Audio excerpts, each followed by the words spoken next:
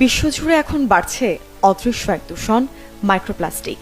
খালি চোখে দেখা না গেলেও এই ক্ষুদ্র কণাগুলো পরিবেশ থেকে আমাদের শরীর পর্যন্ত ছড়িয়ে পড়ছে, আর এর সবচেয়ে বেশি প্রভাব পড়ছে নারীর প্রজনন স্বাস্থ্যে।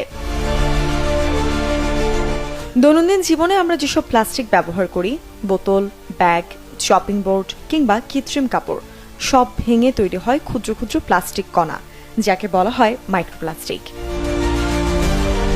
ফেস ওয়াশ, টুথপেস্ট বা মেকআপের গ্লিটারেও আছে এমন ক্ষুদ্র প্লাস্টিক বিড, যা শেষ পর্যন্ত আমাদের শরীরে পৌঁছায় খাবার, পানি বা বাতাসের মাধ্যমে। বিভিন্ন গবেষণায় দেখা গেছে মাইক্রোপ্লাস্টিকের এই ব্যাপ্তি ছড়াচ্ছে নারীর ডিম্বাশয়, জরায়ু ও প্লাসেন্টা পর্যন্ত। এর ফলে নষ্ট হচ্ছে শরীরের হরমোনের স্বাভাবিক ভারসাম্য, বিজ্ঞানের ভাষায় যার নাম এন্ডোক্রাইন ডিসরাপশন।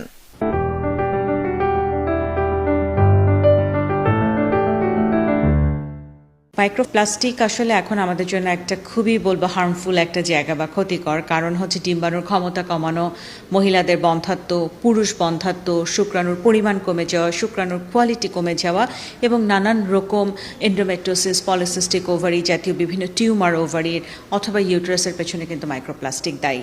মাইক্রোপ্লাস্টিক ব্রেনে যাওয়ার কারণে, মস্তিষ্কে যাওয়ার কারণে বুদ্ধিমত্তার বিকাশ এবং ব্যক্তিত্বের বিকাশে দারুণ বিঘ্ন তৈরি হয়। গর্ভস্থ শিশুর জন্য কিন্তু এটি সত্য।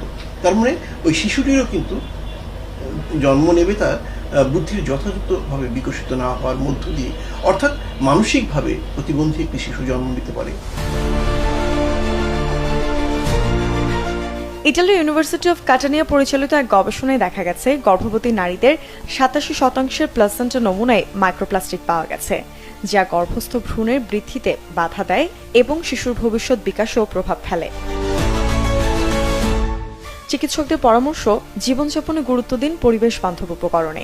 প্লাস্টিকের বদলে ব্যবহার করুন গ্লাস, স্টেইনলেস স্টিল। চেষ্টা করুন প্রাকৃতিক উপকরণে তৈরি পোশাক পরতে। মূর্ছনা ঐশী, চ্যানেল 24।